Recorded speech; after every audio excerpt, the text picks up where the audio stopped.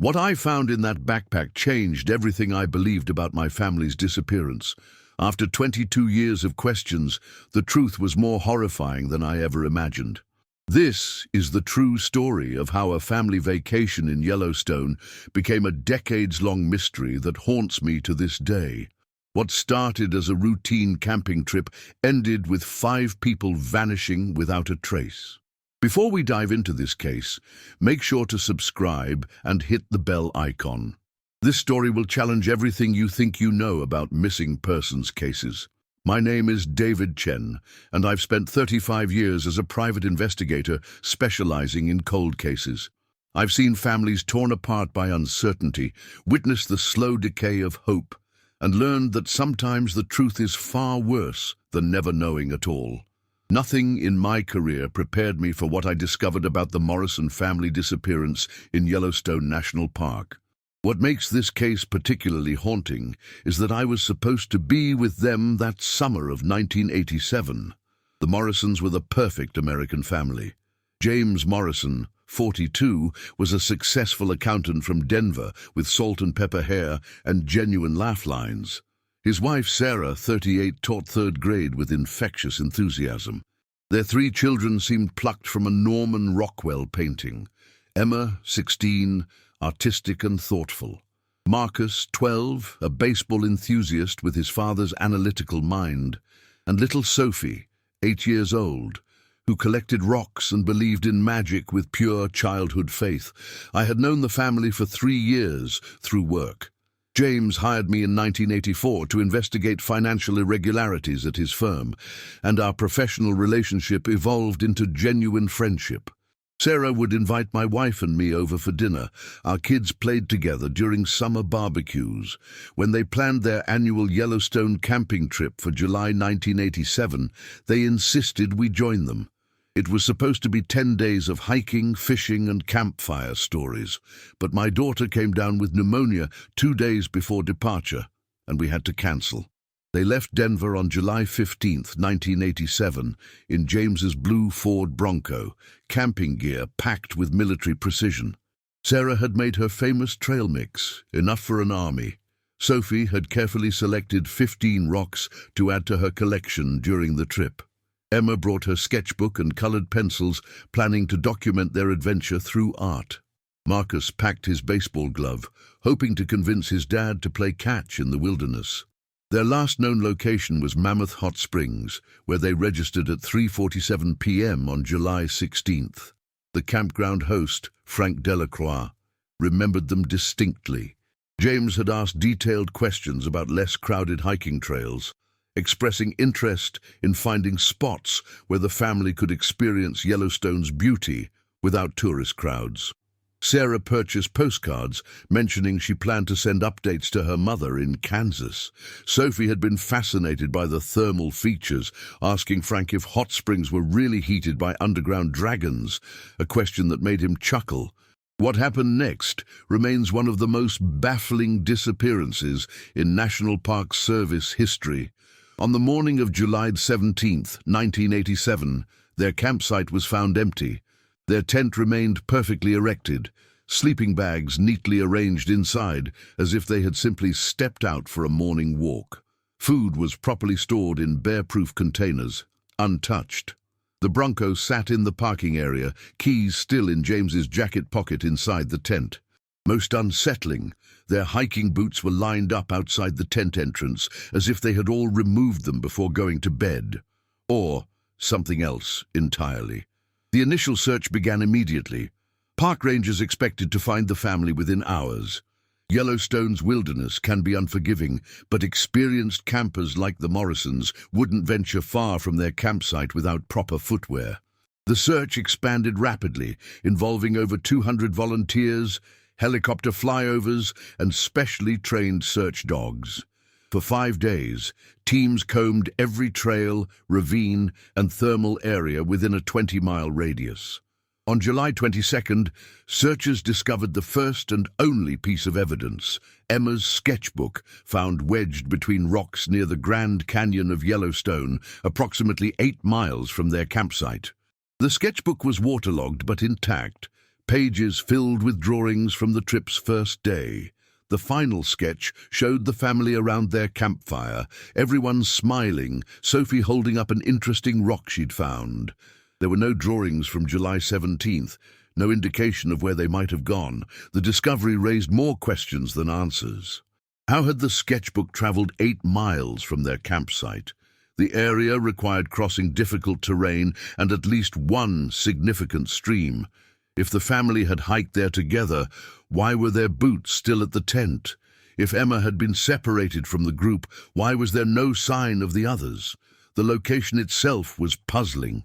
Not on any marked trail, not appealing to casual tourists, requiring considerable effort to reach. As days turned into weeks, theories emerged. Some suggested bear attack, though no remains or signs of animal predation were found.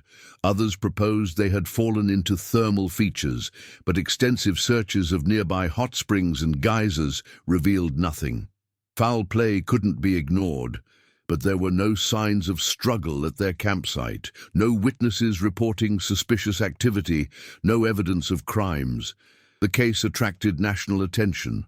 The Morrison disappearance was featured on Unsolved Mysteries in People magazine and countless news programs.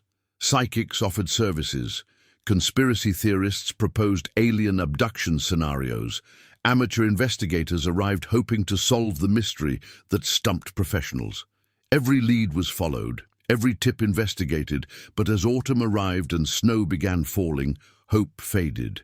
By winter, intensive search had been scaled back to periodic sweeps and follow-up investigations of reported sightings.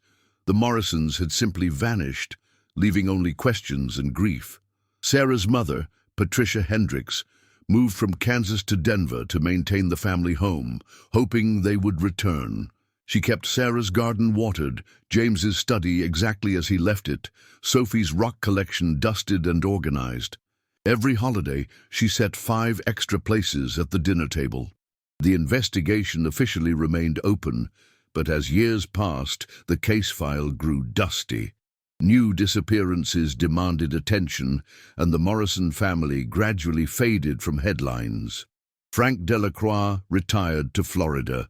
The campsite was redesignated, new families pitching tents where the Morrisons spent their final known night. I never stopped thinking about them. Every few months, I called the Park Service for updates, knowing there would be none. I maintained contact with Patricia Hendricks, sending Christmas cards and occasionally visiting. She aged rapidly in those early years, the weight of not knowing taking its toll. The uncertainty was perhaps crueler than confirmation of death would have been. In 1995, 8 years after the disappearance, Patricia called me. She had been diagnosed with early-stage Alzheimer's and wanted to hire me for one final attempt at finding answers. She couldn't bear dying without knowing what happened to her daughter and grandchildren. I agreed immediately, though I warned her that after 8 years, chances of discovering new evidence were minimal. I spent 3 months that summer retracing every step of the original investigation. I interviewed retired park rangers, reviewed weather reports from July 1987, consulted with wilderness survival experts. I hiked every trail the family might have taken, visited every thermal feature, even consulted geologists about unknown caverns or sinkholes that might have claimed them. The reinvestigation yielded nothing new. It reinforced how thoroughly the original search had been conducted and how completely the Morrison family had vanished.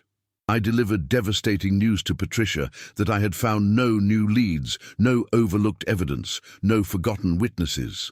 She accepted my failure with grace, but I could see the last flicker of hope die in her eyes. She passed away 2 years later. For the next 12 years, the Morrison case remained dormant in my files. I would occasionally mention it to other investigators, hoping someone might remember a detail that could prove significant. Internet forums dedicated to missing persons brought renewed attention to their story, but also attracted wild speculation that rarely helped real investigations. Then came May 15th, 2009. 22 years, 9 months, and 28 days after the Morrison family vanished. I received a phone call that changed everything.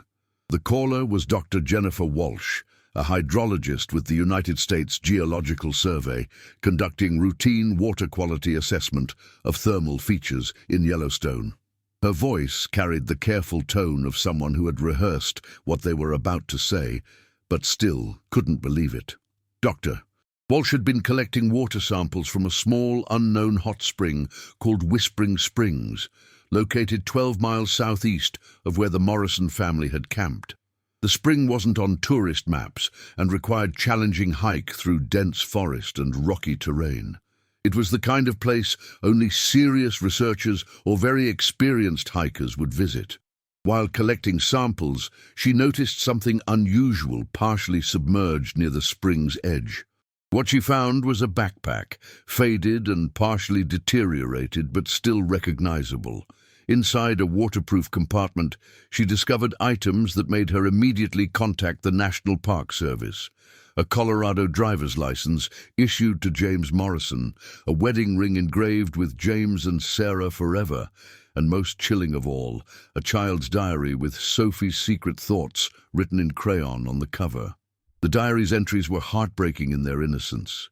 Sophie had written about finding pretty rocks, about Emma teaching her to draw flowers, about convincing Marcus to look for chipmunks. The final entry, dated July 17, 1987, contained words that still give me chills. Daddy found the special place he was looking for. We're going to see something amazing tomorrow. Emma says it might be dangerous, but Daddy knows what he's doing.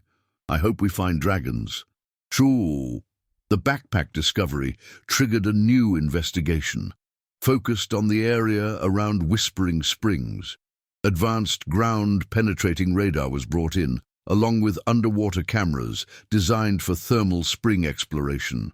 The search revealed something that explained why the Morrison family had never been found, and why their disappearance remained such a complete mystery. Whispering Springs was connected to an extensive underground cave system previously unknown to park officials or researchers. The thermal activity had created a network of caverns and underground streams extending for miles beneath the surface. Most disturbing, the cave system appeared partially unstable, with evidence of significant geological shifts that occurred sometime in the late 1980s. The working theory that emerged was both tragic and terrifying. James Morrison, in his quest to show his family something truly special away from tourist crowds, had somehow discovered the entrance to this cave system. The family had ventured inside, possibly drawn by unique thermal features or simply by the adventure of exploring somewhere few people had ever been. At some point during their exploration, either natural collapse or unstable geological conditions had trapped them inside. The backpack had likely been washed out through the underground water system during seasonal flooding, eventually surfacing at Whispering Springs years later. Deeper exploration of accessible portions of the cave system revealed evidence of human presence.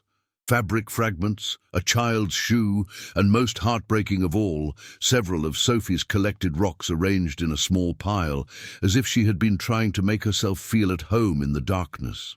However, the deeper chambers, where the family likely perished, remained inaccessible due to cave-ins and dangerous thermal conditions. The Geological Survey concluded that any attempt to recover remains would be extremely hazardous and likely unsuccessful. The Morrison family had found their final resting place in one of Yellowstone's hidden secrets, a place where the Earth itself had claimed them and kept their story buried for over 2 decades. But here's where the case takes an even more disturbing turn. As I reviewed evidence from the cave system discovery, I noticed something the official investigation had apparently overlooked or chosen not to pursue. The arrangement of Sophie's rocks wasn't random. The 8-year-old had carefully placed them in a pattern that, when viewed from above, spelled out a single word: help. This discovery haunts me because it suggests the family didn't die immediately in a cave collapse.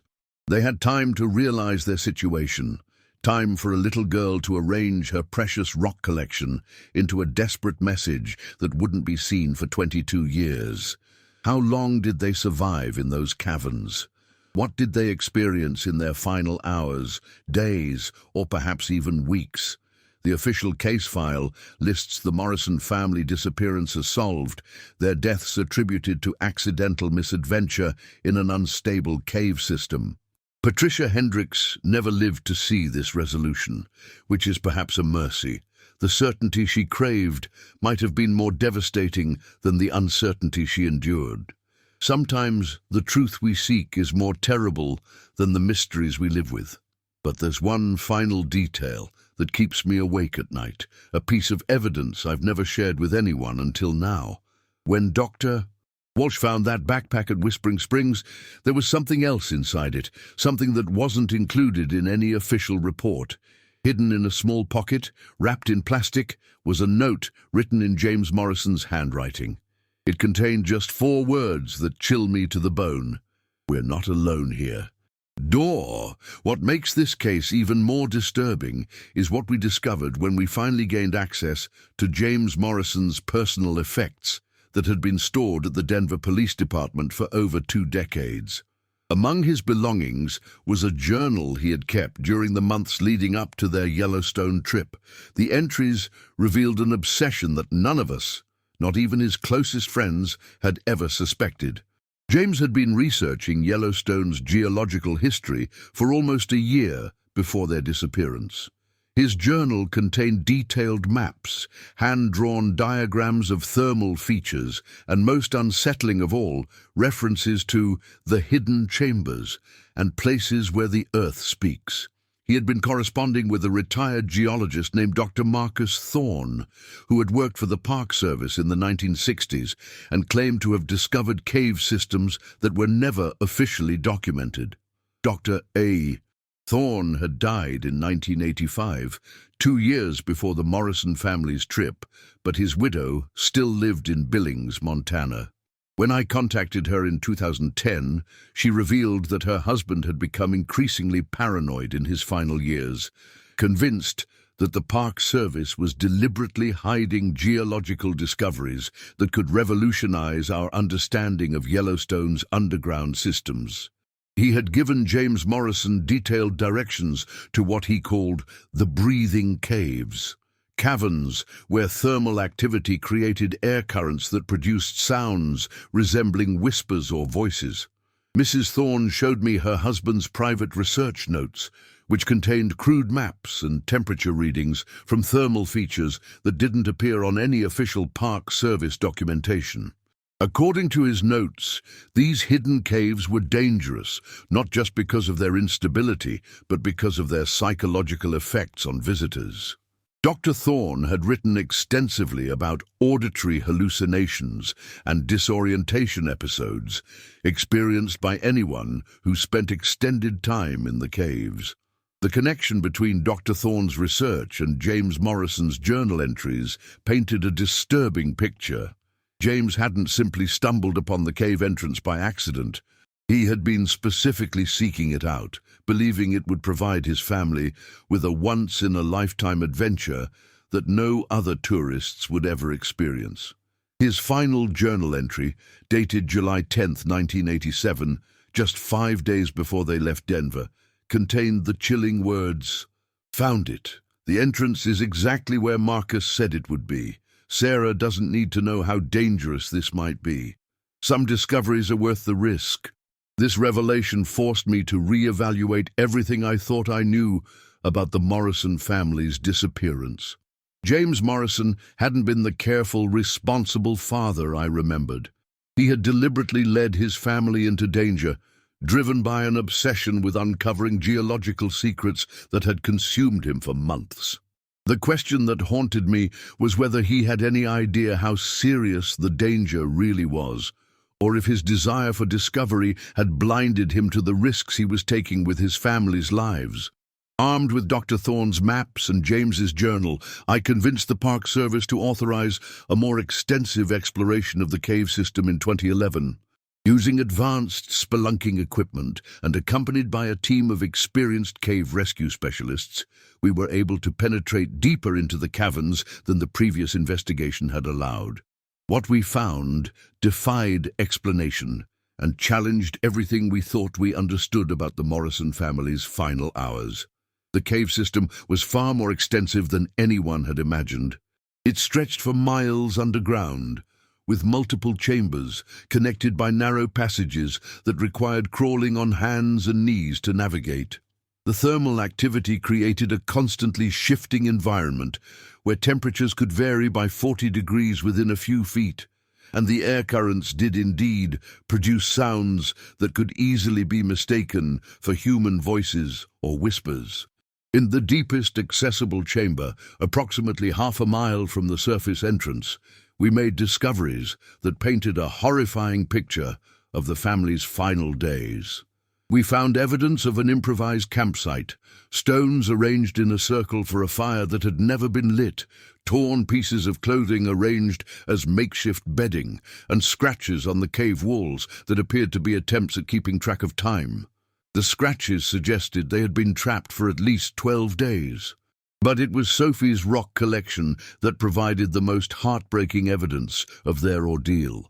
Throughout the cave system, we found her carefully arranged stones marking what appeared to be a trail, breadcrumbs leading back toward what they hoped was the entrance. The trail stretched for nearly 2 miles through the caverns, with clusters of rocks at every major junction and decision point. This 8-year-old girl had been trying to help her family find their way out, using the only tools she had available. The final cluster of Sophie's rocks was found in a chamber that showed clear evidence of a recent cave-in. This appeared to be where the family had made their last stand, trapped by falling rocks with no way forward and no clear path back. But what we found in this chamber raised questions that still keep me awake at night. Alongside the rocks and fabric fragments, we discovered carved symbols on the cave walls. Symbols that didn't match any known indigenous petroglyphs or modern graffiti. The symbols appeared to be some kind of counting system or calendar, but they were far too sophisticated to have been created by an 8-year-old child.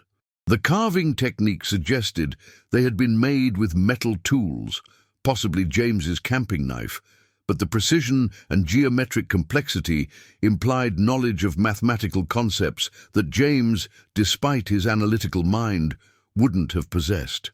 Most disturbing of all, the symbols appeared to continue beyond the cave-in, disappearing into areas we couldn't access. Dr.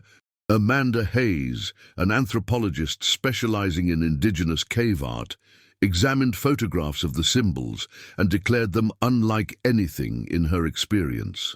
The geometric patterns incorporated elements that seemed to reference thermal vents, underground water flow, and what she described as mapping notations for 3-dimensional space.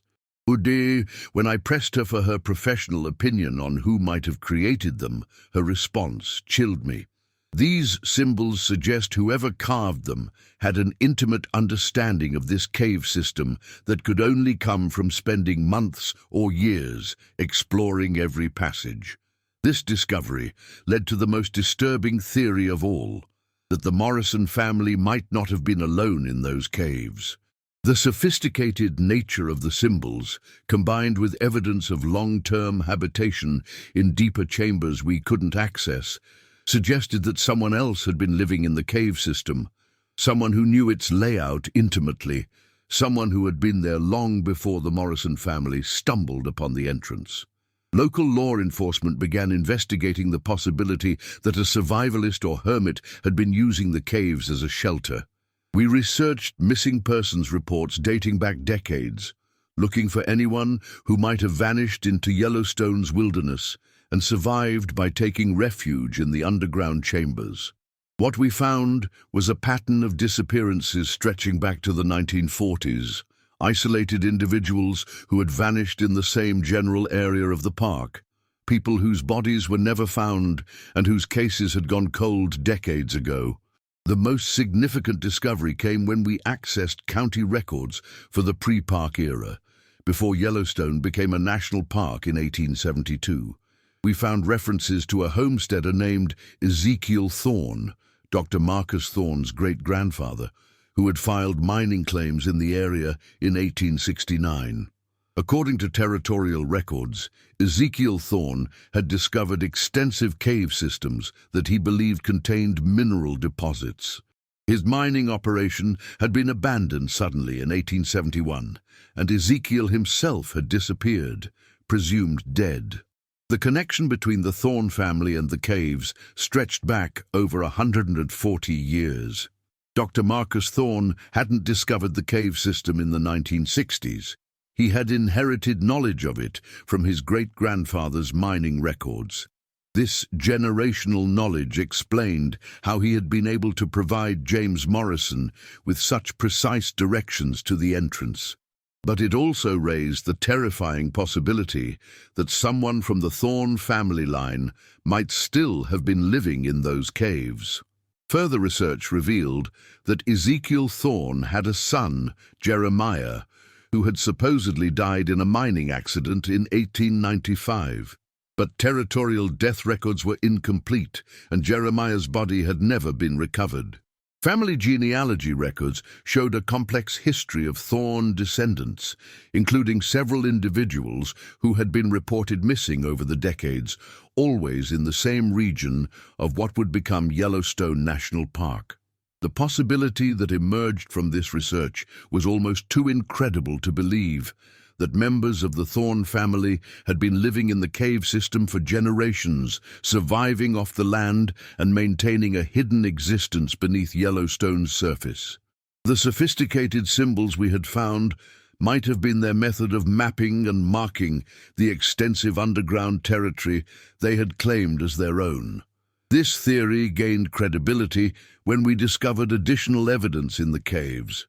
Remnants of what appeared to be primitive tools, carved bone implements, and most disturbing of all, clothing fragments that predated the Morrison family's disappearance by decades. Carbon dating of organic materials found in the deeper chambers suggested continuous human habitation spanning multiple generations. The implications were staggering.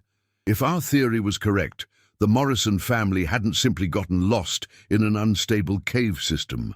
They had encountered descendants of Ezekiel Thorne's family who had been living as underground hermits for over a century.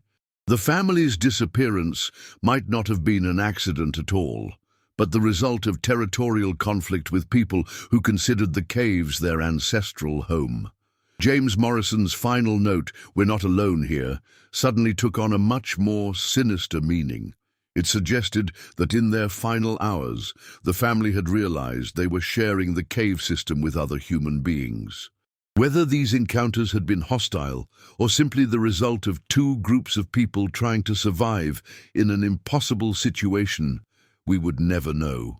The investigation reached a dead end when geological surveys revealed that the deeper chambers where we suspected the Morrison family's remains might be located had been completely sealed by subsequent cave-ins.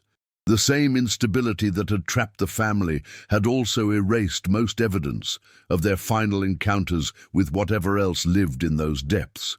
But there was one final piece of evidence that I've never shared with anyone until now.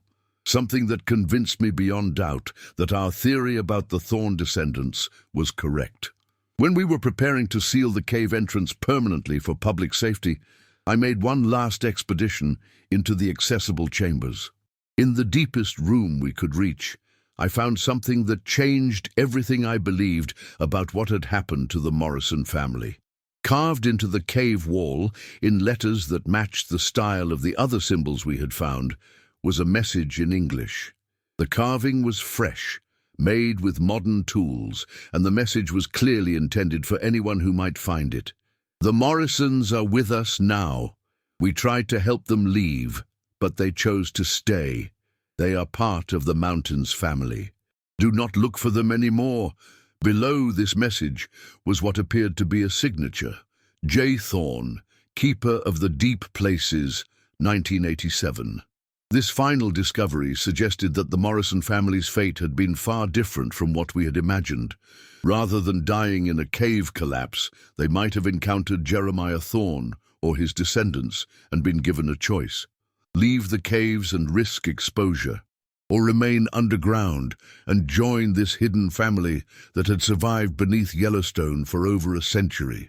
The possibility that some members of the Morrison family might still be alive, living as part of an underground community in caverns we could never access, was both hopeful and terrifying. If they had chosen to stay, what kind of life were they living? Had they adapted to the darkness and isolation, or were they prisoners in a subterranean world they could never escape? The official investigation concluded with the caves being permanently sealed and the case officially closed. The Morrison family disappearance was attributed to accidental death in an unstable geological formation. No mention was made of the thorn connection, the symbols, or the final message I had discovered. The Park Service decided that some mysteries were better left buried. But I know the truth. Somewhere beneath Yellowstone's surface, in chambers that will never see sunlight again, the Morrison family found something that challenged everything we understand about survival, community, and the lengths people will go to preserve their hidden world. Whether they found salvation or something far worse, I'll never know. The case officially ended, but the questions it raised continue to haunt me. How many other families have disappeared into hidden worlds beneath our national parks? How many communities exist in places we've never imagined, surviving in ways that challenge our understanding of what's possible? And most disturbing of all, how many missing persons cases that we've attributed to accident or misadventure might actually be the result of encounters with people who have chosen to live completely outside our modern world? Every night, I wonder about Sophie Morrison, now a grown woman, if she's still alive. Does she still collect rocks in the darkness? Does she remember the sunlight and her life above ground? Or has she adapted so completely to her underground existence that the surface world has become just a memory? These are questions that will follow me to my grave, reminders that some mysteries are too dangerous to solve completely. The Morrison family case taught me that the wilderness holds secrets we're not prepared to understand. Sometimes the missing aren't lost. They're found by communities we never knew existed. And sometimes the choice between our world and theirs isn't really a choice at all. But my investigation didn't end with the official closure of the case. Something about that final message from Jay Thorne haunted me, and I couldn't shake the feeling that there were more answers waiting to be discovered. In 2012, I began what would become my most dangerous and secretive investigation, an unauthorized exploration into the connection between the Thorne family and other disappearances in the Yellowstone region. Working with a genealogist named Rebecca Martinez, I traced the Thorne family lineage back to its origins in the 1840s. What we discovered was a pattern of behavior that stretched across multiple generations. The Thornes had always been outsiders, people who rejected conventional society and sought isolation in the wilderness. Ezekiel Thorne hadn't been a typical homesteader looking to build a farm or ranch. He'd been fleeing something, seeking a place where his family could disappear completely from the world above ground. Court records from the Wyoming Territory revealed that Ezekiel Thorne had been wanted for questioning in connection with several mysterious disappearances in the Colorado mining camps where he had previously lived. Witnesses described him as a man obsessed with underground spaces, someone who claimed that the earth itself was alive and that caves were sacred places where families could live forever, protected from the corruption of the surface world.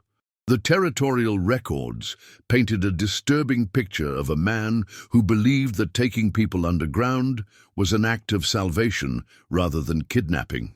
According to testimonies from the few people who had escaped his Colorado compound, Ezekiel Thorne had convinced multiple families to join his underground community, promising them safety and spiritual enlightenment.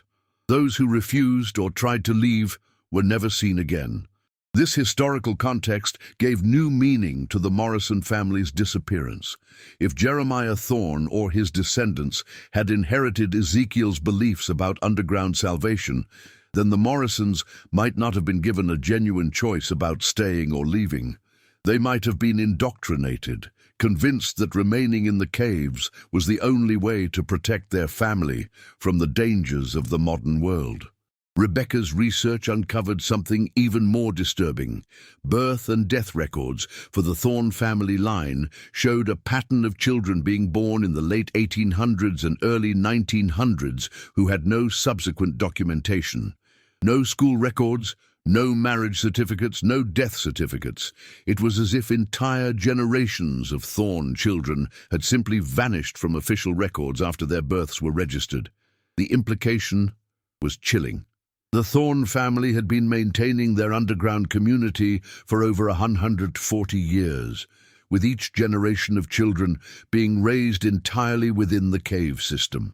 These weren't people who had chosen to live underground as adults.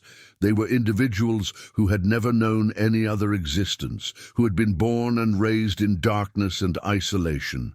Armed with this information, I made a decision that I now realize was both foolish and necessary. In the summer of 2013, I organized an unofficial expedition to locate additional entrances to the Thorne cave system. The main entrance had been sealed by the Park Service, but Dr. Marcus Thorne's research notes had referenced multiple access points scattered across several square miles of wilderness. Working with two experienced carvers who specialized in technical rescue operations, I spent 3 weeks mapping thermal features and geological formations that might indicate hidden cave entrances. What we found confirmed my worst fears and opened up possibilities I had never considered. We located 4 additional entrances to the cave system, each carefully concealed and showing clear signs of recent human modification. Stone cairns marked trails leading to these entrances, and the openings themselves had been fitted with crude but effective camouflage that would be invisible to casual hikers but accessible to anyone who knew what to look for. More disturbing still, we found evidence of regular traffic between these entrances, worn paths, cached supplies, and what appeared to be communication markers carved into trees along the routes. The Thorne community wasn't just surviving underground. They were actively maintaining a network of surface connections that allowed them to move freely between their subterranean world and the wilderness above. During our 3rd week of exploration, we made contact. While examining one of the concealed entrances, we discovered fresh food supplies, canned goods, batteries, medical supplies, and other modern necessities that suggested someone was regularly restocking this cache. Hidden among the supplies was a note, written in the same careful script I had seen carved into the cave walls. The message was brief but unmistakable. David Chen, we know who you are and why you're here. Meet us at Sunrise Point on August 15th at midnight if you want to learn the truth about the Morrison family. Come alone or don't come at all. This is your only chance for answers. The note was signed with the same symbol I had seen throughout the cave system, a geometric pattern that resembled both a mountain and an inverted tree, representing the connection between surface and underground worlds. Whoever had left this message had been watching our investigation, knew my name, and was offering me the opportunity I had been seeking for over 25 years. Sunrise Point was a remote overlook about 8 miles from the nearest concealed cave entrance, accessible only by a difficult night hike through unmarked wilderness. Against every instinct I had developed during my years as an investigator, I decided to meet with whoever had left the message. The chance to finally learn what had really happened to the Morrison family was worth the considerable risk. On the night of August 15th, 2013, I made the trek to Sunrise Point alone. The journey took nearly 4 hours, navigating by starlight through terrain that seemed designed to discourage visitors. When I finally reached the overlook, I found someone waiting for me, a figure that challenged everything I thought I understood about the Thorne family and their underground community. The woman who emerged from the shadows appeared to be in her 40s, with prematurely grey hair and the kind of weathered features that spoke of a life spent entirely outdoors. But her clothing was modern, her speech was articulate, and her knowledge of current events made it clear that she wasn't someone who had lived in complete isolation from the outside world. She introduced herself as Sarah Thorne, great-great-granddaughter of Jeremiah Thorne, and the current keeper of what she called the Deep Family. Her story challenged every assumption I had made about the underground community and forced me to reconsider everything I thought I knew about the Morrison family's fate. According to Sarah, the Thorne family had indeed been living beneath Yellowstone for generations, but not as primitive survivalists.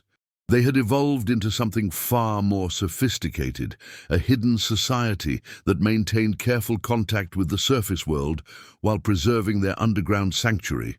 They weren't kidnapping people or forcing families to join them. Instead, they were offering refuge to those who had nowhere else to go. The Morrison family, Sarah explained, had been in far more danger than anyone realized. James Morrison's investigation into the caves hadn't been driven by simple curiosity or adventure-seeking. He had been fleeing something, seeking a place where his family could disappear completely. The financial irregularities he had hired me to investigate in 1984 had been more serious than he had revealed, and by 1987 he was facing criminal charges that would have destroyed his family.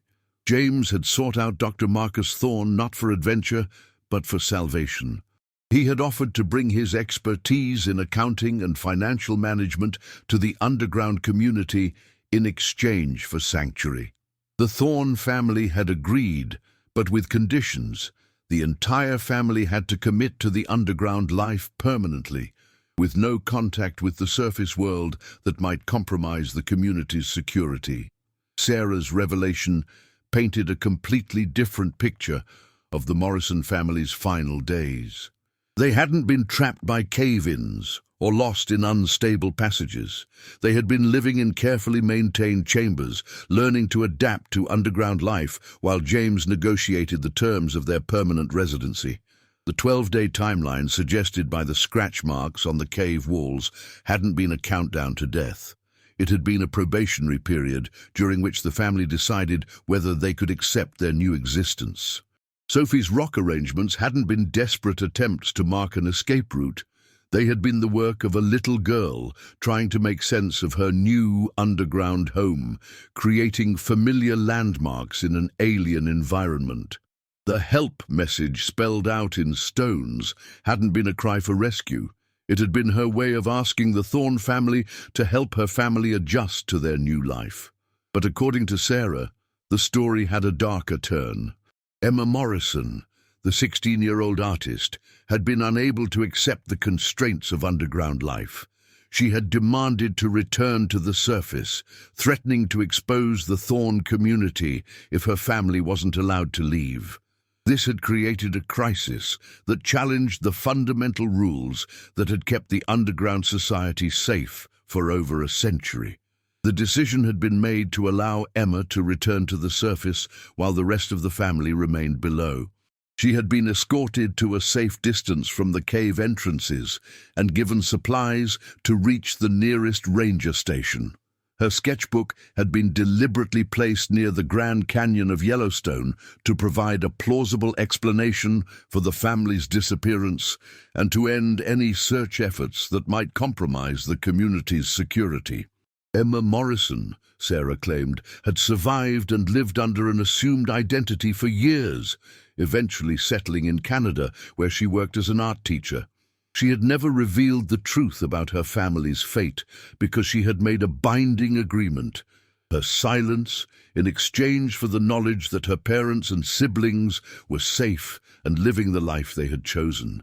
This revelation hit me like a physical blow.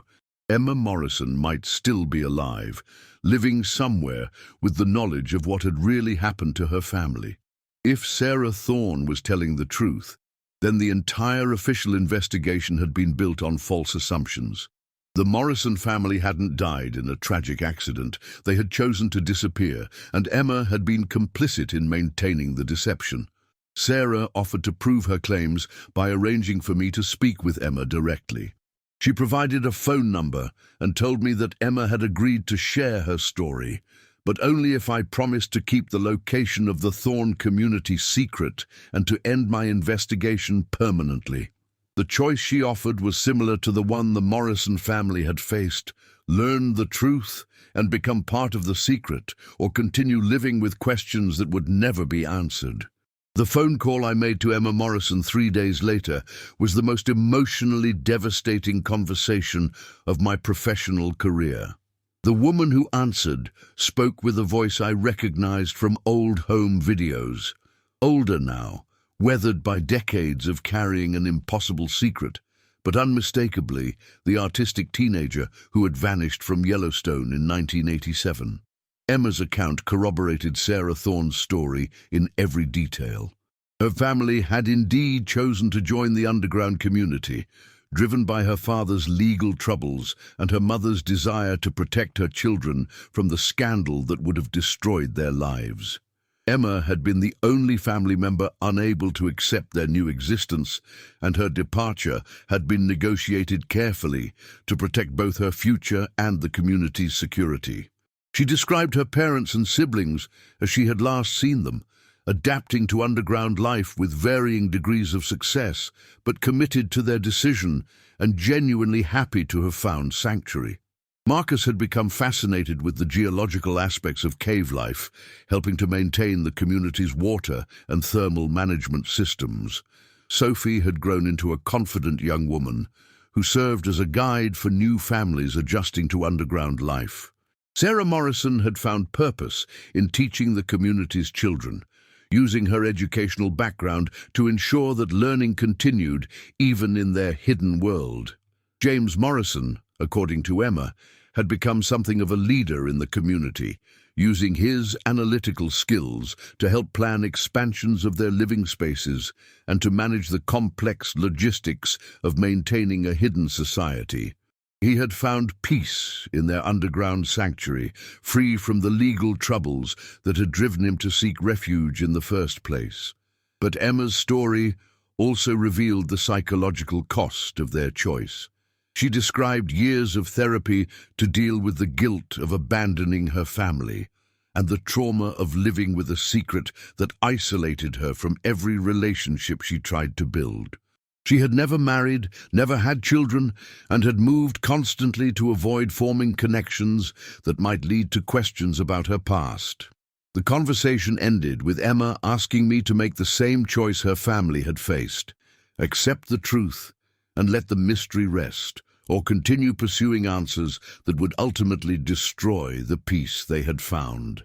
She begged me to consider the impact my investigation might have on a community that had survived for generations by remaining hidden, and on a family that had found happiness in circumstances most people would consider unthinkable. The ethical dilemma Emma presented was unlike anything I had faced in my career. Did I have the right to expose a community that had provided sanctuary to families in desperate circumstances? Was my need for professional closure worth potentially destroying the safety and security of people who had chosen to live outside conventional society? And perhaps most importantly, was the truth always worth pursuing, even when it might cause more harm than the mystery it resolved? I spent weeks wrestling with these questions, consulting with colleagues, ethicists, and legal experts about the implications of what I had learned. The consensus was troubling.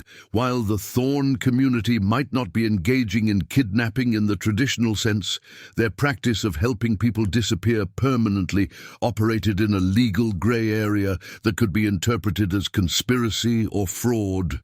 More disturbing still was the realization that if the Morrison family was alive and well in the underground community, then their disappearance had involved insurance fraud on a massive scale. Life insurance policies had been paid out, estate settlements had been processed, and legal declarations of death had been issued. The financial implications of revealing their survival would be catastrophic for everyone involved. The decision I ultimately made has haunted me for over a decade. I chose to honor the agreement I had made with Sarah Thorne and Emma Morrison. I ended my investigation, sealed my files, and never spoke publicly about what I had learned. The official record still lists the Morrison family as victims of a tragic accident in an unstable cave system, and I have never corrected that narrative, but the knowledge I carry has changed me fundamentally. Every missing persons case I work now is filtered through the understanding that disappearance isn't always involuntary, that some people choose to vanish completely, and that communities exist in places we never imagine, offering sanctuary to those who need to escape their surface lives entirely. The questions that keep me awake at night have evolved over the years. I no longer wonder what happened to the Morrison family. I know they found the sanctuary they were seeking. Instead, I wonder about the other families who might have made similar choices, the underground communities that might exist beneath other national parks, and the ethical implications of a society that exists parallel to our own, invisible and unaccountable to any conventional authority. Most troubling of all, I wonder about the children born into these hidden communities, people like Sophie Morrison, who have now spent decades living entirely underground. What kind of life is that? What kind of society develops when it's completely removed from the surface world? And what happens when those children grow up and want to make their own choices about where and how to live? The Morrison family case officially ended, but the questions it raised about freedom, choice, and the lengths people will go to protect their families continue to challenge everything I thought I understood about human nature and social responsibility. Sometimes the most important investigations are the ones that force us to examine our own assumptions about right and wrong, truth and secrecy, and the price we're willing to pay for answers that might be too dangerous to share. In the end, I learned that some mysteries aren't meant to be solved completely, some truths are too complex for simple explanations, and some families make choices that exist outside our conventional understanding of normal life. The Morrison family found what they were looking for beneath Yellowstone, not death, but a different kind of life entirely. Whether that choice was salvation or tragedy depends on your perspective, and that, perhaps, is the most unsettling truth of all. What do you think really happened to the Morrison family in those caves? Were they victims of a tragic accident, or did they discover something beneath Yellowstone that changed their lives forever? Leave your theory in the comments, but remember, some doors, once opened, can never be closed again.